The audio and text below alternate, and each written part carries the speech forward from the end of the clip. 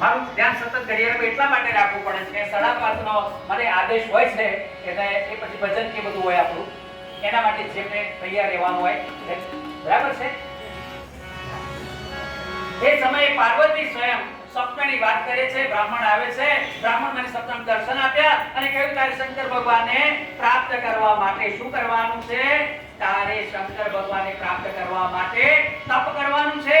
તું તપ કર. હે માતાજી, મને આવું સ્વપ્ન આવીને બ્રાહ્મણ કહીને ગયા છે. એટલે માતાજીની ચિંતા હળવી થઈ ગઈ કે દીકરીને કેવું છે તપ કર, વરને પ્રાપ્ત કરવા, શિવને પ્રાપ્ત કરવા. પણ દીકરીએ સ્વયં કહી દીધું કે બ્રાહ્મણ મને સપનામાં આવીને વાત કરી છે એટલે મારે હવે તપ કરવાનું છે.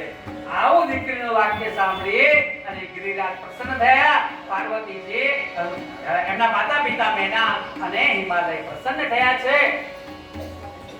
આવતીકાલે શિવ પાર્વતીજીને બીજી વાર્તાઓ કહેવાની છે. આપણે જલારામ બાપા એમના વિશે થોડુંક આપણે કરી દઈએ વાત. જલારામ બાપાનો આપણે જે ફોટો જોઈએ છે એ ફોટો ડેનમાર્કના એન્ડરસન અને આપણા ગુજરાતી કલ્યાણજીભાઈ એમને એમનો ફોટો પાડેલો.